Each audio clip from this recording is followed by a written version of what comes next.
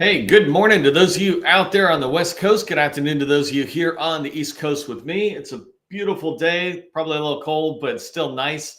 I'm looking forward to just going into a good, fun weekend. So I hope you are as well. Today is the 13th of December. We've got one more week of training next week. So hopefully you're signing up for that.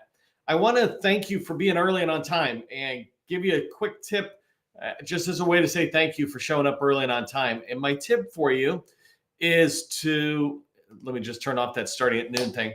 My tip for you is yesterday I posted something on LinkedIn in the morning about a company called SOS International. I actually don't know how to say their company name in the acronym, so maybe somebody who knows it better than me can tell me. But they're going after a big opportunity that they have to fill in small business plan. In particular, they're looking for HubZone, women-owned, and STVOs. Around emerging technologies. And so if you've got that kind of skill set, reach out to the point of contact. I put it into the post, and maybe somebody will put that into the chat for you. But reach out to them. Let them know that you've got experience doing emerging technologies like AI or cybersecurity, quantum mechanics, et cetera, like things that are outside of my world. But make sure you follow up with them and let them know this is a great opportunity to potentially be on a team, not just touch base with a large prime, but they're actually looking for new small business partners. And I know that they're already starting to schedule meetings for next week with people. So I encourage you to reach out. An extension of that tip is that don't forget the small business liaison officer at a large prime.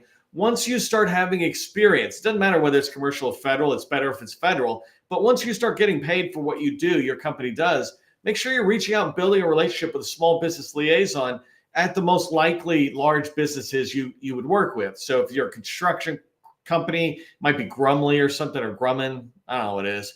And then if you're, consulting services, might be Booz Allen or SOS International. Reach out to them, start building that relationship now. It might be a year before you get any traction, but that's just how networking and life works, right? So reach out there. I just want to say thank you again for those showing up early and on time. I really appreciate it. When you do, your engagement in the chat, et cetera, is letting LinkedIn let everybody else know, hey, we've got some fun training going on. You should come on over. Okay, so let me get my ducks in a row, and we're going to dive right into today's training. I know it can be really frustrating to take the time to write an RFI response, only to have that thing go into the black hole where government buyers are not following back up with you, right?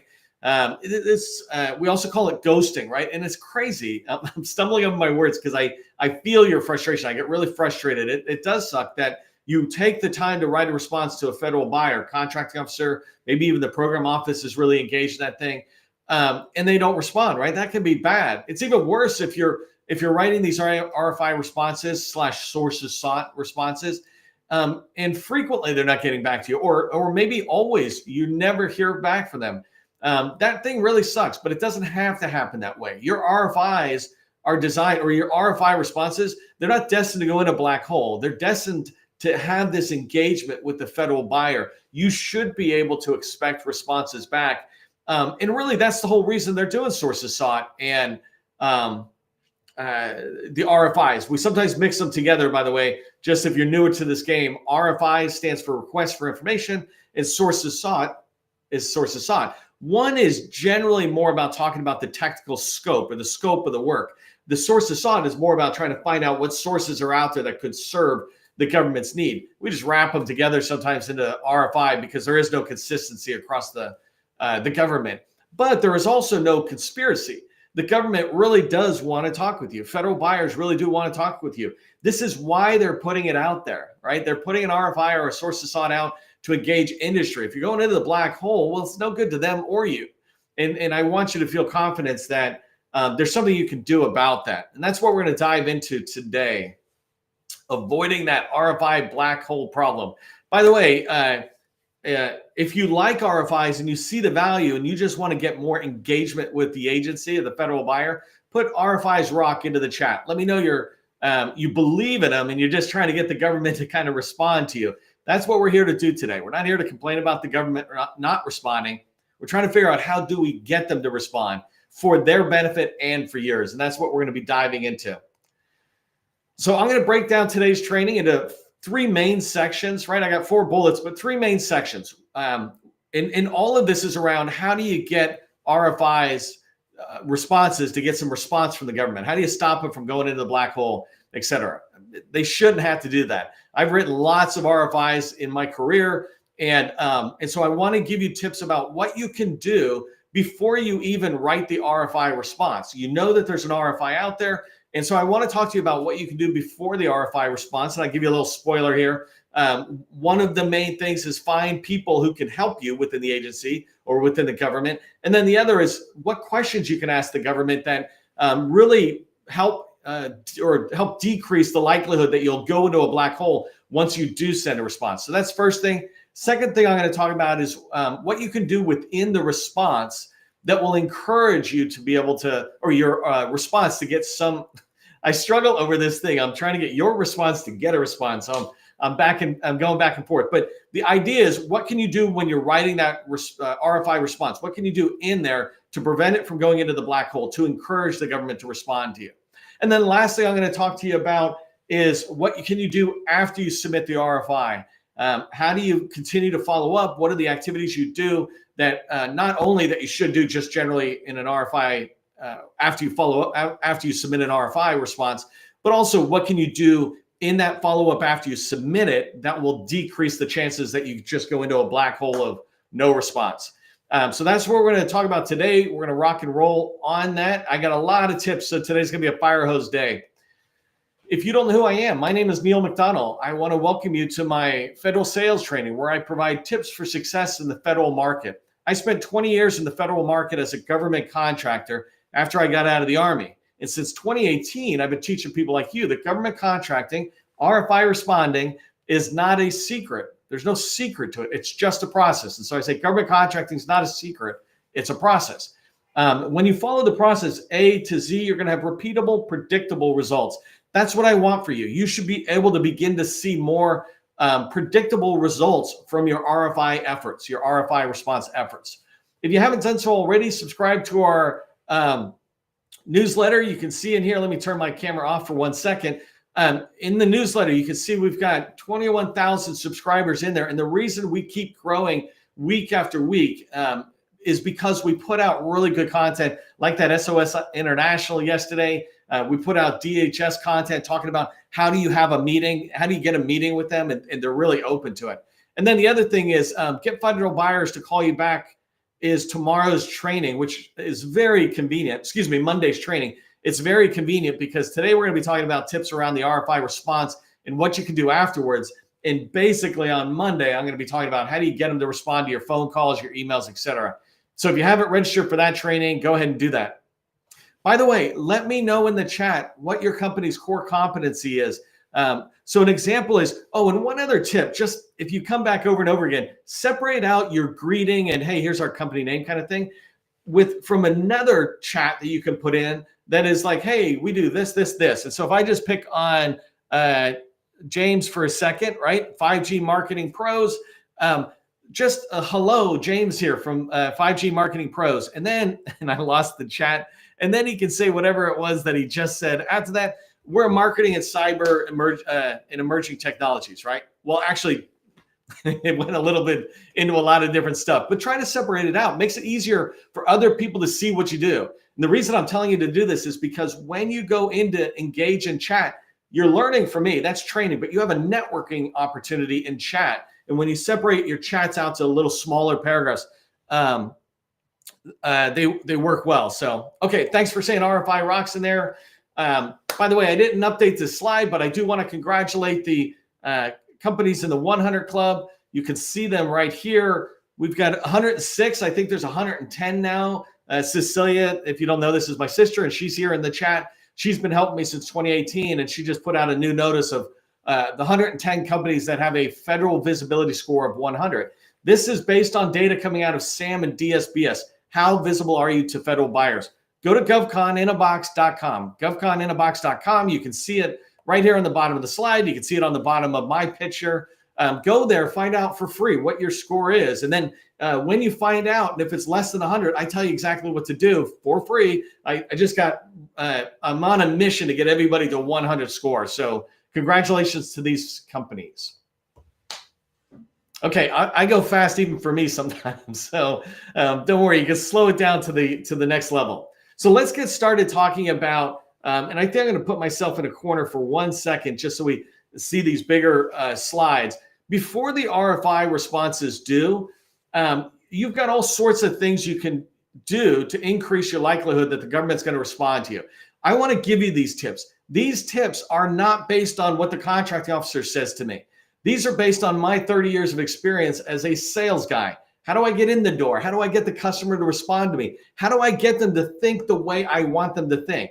Right? I'm not going to bamboozle the government into buying what I want to do, but I need to guide them through the sales life cycle, which is different than the acquisition life cycle. And that's why I talk about finding people early on the RFI. So if I was your boss and you're doing sales in the company, I would be looking for you to show me in the sales pipeline that you've got these people tracked. So the first one is the small business specialist. So every agency has a small business specialist. Most of them are full-time, some of them part-time, but all of them have them. These are people who are basically helping you get in and navigate their agency. So when you have an RFI and you know it's with this agency, go find out who the small business specialist is. If you can't find them, escalate up to the OSDBU. They call it something different depending on whether you're in military or civilian, but basically OSDBU is Office of Small Disadvantaged Business Utilization. And you can throw away the D because really it's Office of Small Business Utilization. They help all small businesses. But you want to find that person. You're going to be engaging with them as you go forward on the RFI, letting them know that you're going after it. The second one, make sure you identify the contracting officer. Don't write a response if you don't know who the contracting officer is. Otherwise, it's kind of like just going into an abyss. You literally are writing a response and throwing it to a black hole instead of throwing it to a contracting officer and then it slides to the black hole. You know, if you throw it to a contracting officer, it slows to a black hole, I can help prevent that. But if all you're doing is throwing it over the wall without knowing who's on the other side, then you're not going to have really any luck on getting responses. And so identify the contracting officer. The third one is identify the program office and the key leaders within that program office. If I'm writing a response and it's SharePoint related and I'm writing to NAVWAR, for example, Naval Information Warfare Systems Command or something in the Navy, right? Or PEO Digital, I can go down and find that office.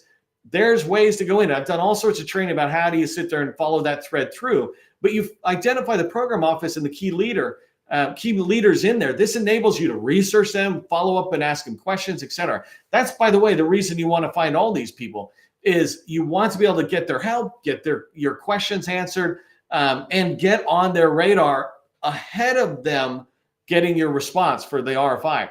So the fourth one here is identify the GSA Customer Service Director, and this is CSD. I did 3 days of training this past week here with Andy Kirkpatrick from GSA, and he was talking about how CSDs, the Customer Service Directors, can enable us when we've got an opportunity we're trying to pursue. Their job, and I'm paraphrasing this, their job is basically to help us get in the door and convince the customer to go on our contract vehicle.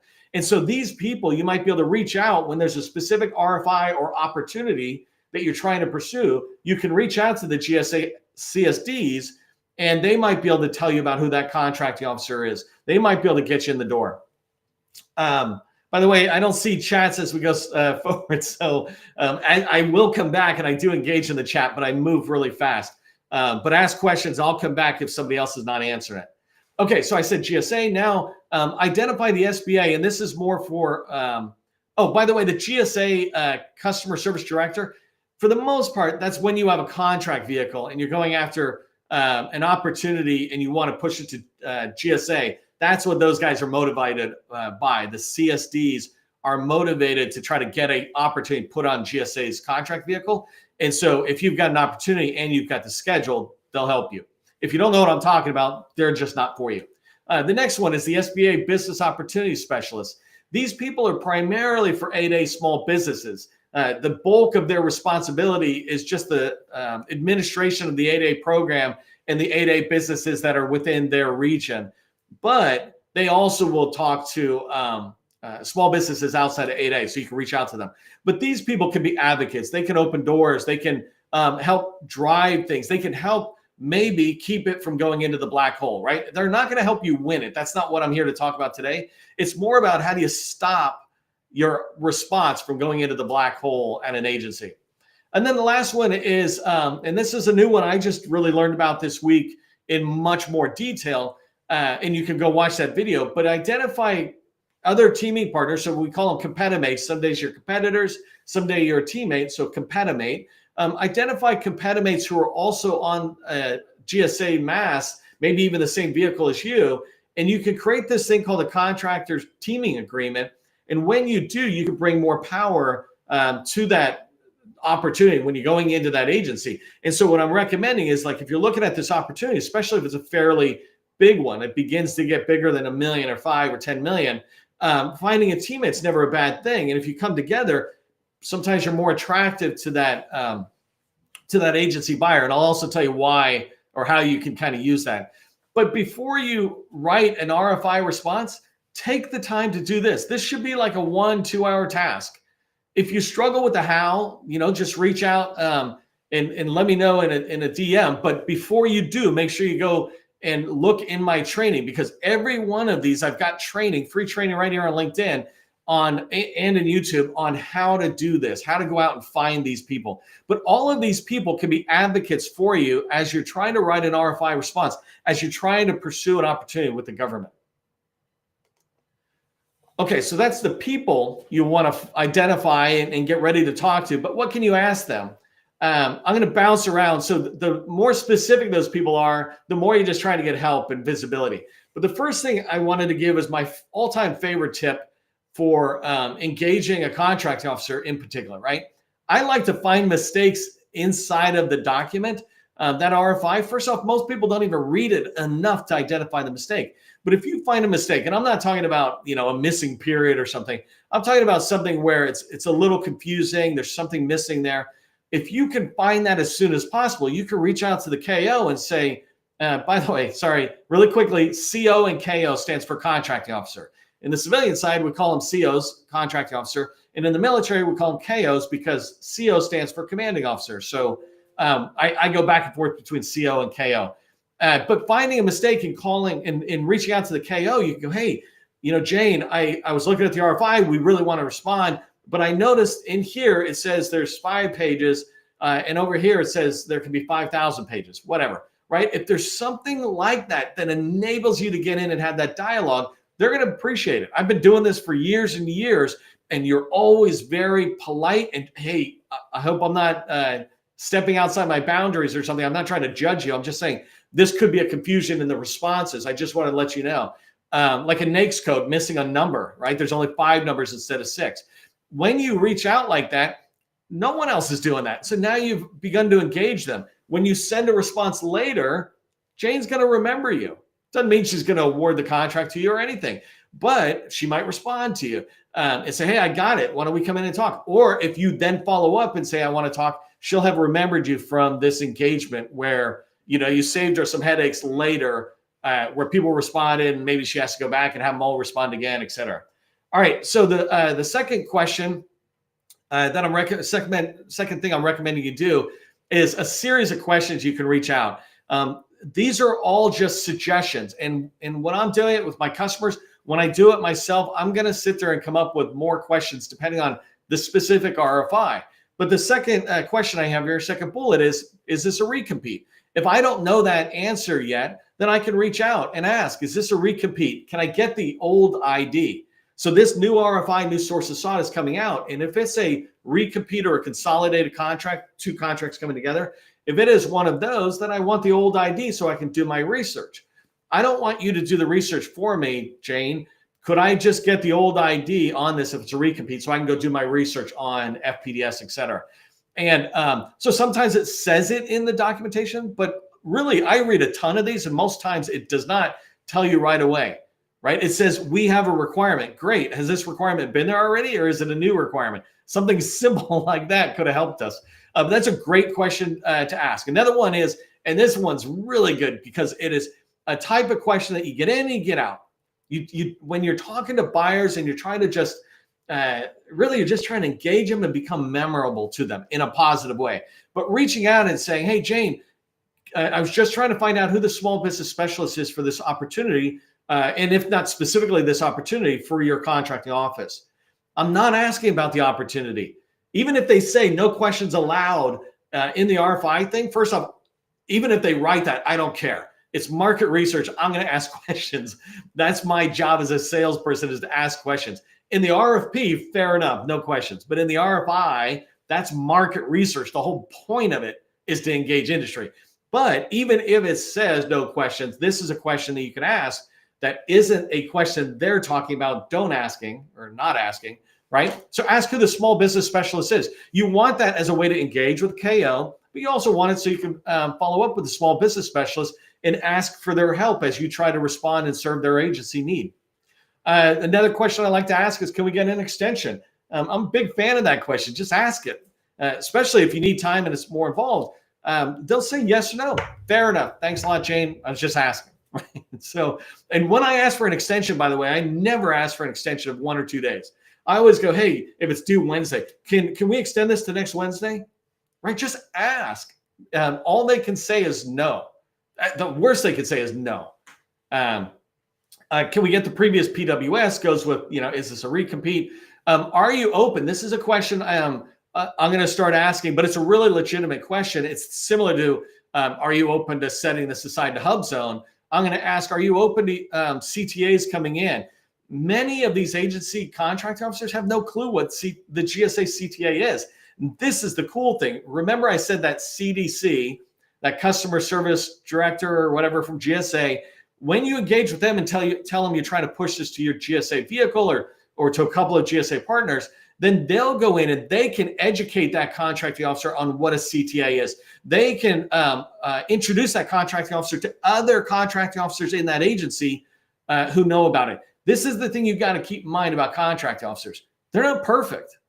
There is a bell curve of quality in there. And I'm not judging them. There's a bell curve of quality in salespeople. Right?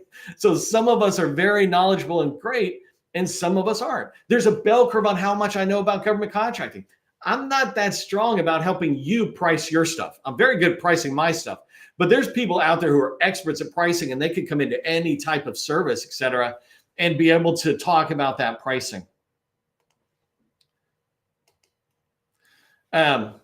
Okay, so the last thing I just want to say on this one, on the before the RFI, it's really important you abandon RFIs or RFPs the minute you discover that you're rationalizing them being in your pipeline. If they're not in your core competency, don't leave them in there.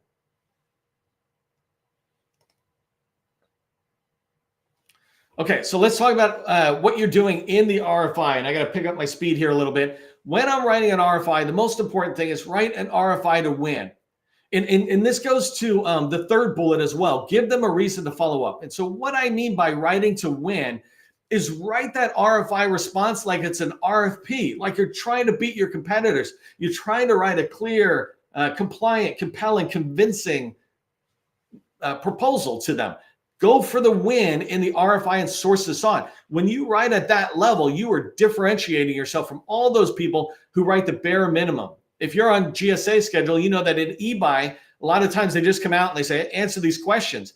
I head straight down and write 25 pages. And people are like, what are you doing? I'm like, I'm trying to beat you. That's what I'm trying to do. I'm trying to give the government a reason to, if not buy from me directly through the market research phase, then to bring me in to talk.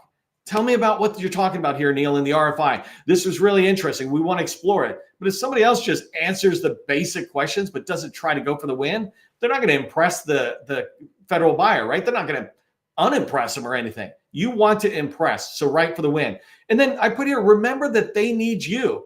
We small businesses, as we're coming in, we're like, oh, thank you for giving me a contract, et cetera. No, there's this thing about speakers. We're taught never thank the audience at the end. The audience should be thanking me. And I say this very humbly, but I'm delivering this information, right? You would thank me. That's how I want you to think about with your federal buyers. They have a need. You have the solution. You don't want to be arrogant about it, right? But you do want to remember that they need you. We call this win-win, right? So don't make it lose-win where they win and you lose. And so when you remember that they need you, you really understand you're in a partnership with them. It's just starting, but you can move forward. Okay, some other ones really quickly inside the RFI. Ask for one set aside. I have a customer who's a 8A and a woman-owned small business. When they write a response, I'm encouraging them to just say set aside to 8A, right? If they want to go woman-owned small business or something, they can. Or excuse me, if the agency wants to go woman-owned small business, in your response, it says all your tags. But when you ask for a set aside, do one. If you say two, then it's like a husband and wife in a house voting Republican and Democrat. You just kind of canceled it out, right? Don't cancel out your set aside vote. Just vote once. Not to get political. And then the other going with that, right? Ask for your contract vehicle to be used. Don't be wishy-washy. This NAICS code, this contract vehicle. If you're using a contract vehicle like GSA, you can go back to those CSDs. The last one, or second to last one, is ask for a receipt. This one's really important to do it both in the email response, but also put it in your opening letter or something. Please send me a receipt that you got this. We'd love to have an engagement. But when you ask for that, you're getting some feedback, which might have a signature line, et cetera, and give you information you haven't got. And then the last tip I have here is make sure you copy the small business specialist. And don't forward the email to them after the fact. You want the KO to get the response from you with somebody in their agency kind of doing a little bit of accountability or oversight.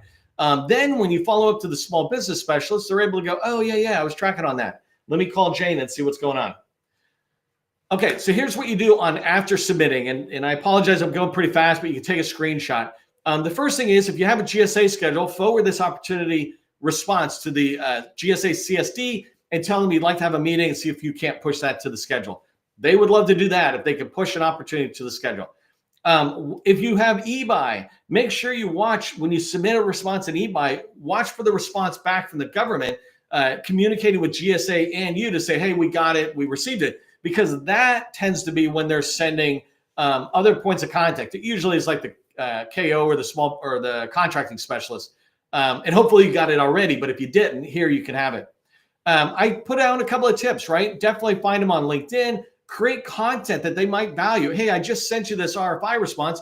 2 weeks later, you say, hey, here's something else related to that data analytics need that you have that you might value. And you can send it to the contract officer who might forward it to the program office. You can continue that dialogue. And then especially when you're providing them value, right? You're just sending it. This might be interesting.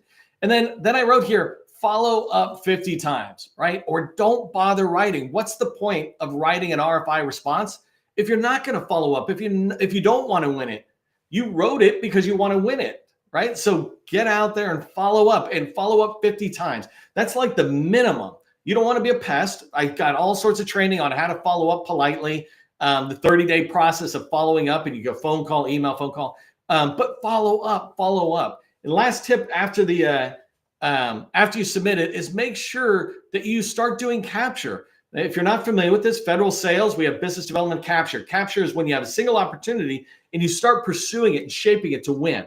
Start doing that on the RFI. Don't write a response and wait till they get back to you. You wrote it because you want to win it. Start capturing it right now. Okay, I know I'm flying here really fast. Here's what I want you to remember from today's training. First off, most important thing, there is no conspiracy with the contract officers, federal buyers. If they're not getting back to you, they're disorganized. I say this all the time. There's people who want to work with me, pay me, and I don't get back to them. And I want to work with them. I'm disorganized sometimes, right? Just cut us some slack. And most importantly, then you will realize that they do want to talk with you. You just got to follow up. Remember to identify, when you get an RFI, identify all those right people who can help you. Every single RFI that you have. Otherwise, don't respond. If you're not going to find those people, what's the point of even responding? And then the last thing is just relentlessly, professionally follow up. Don't give up.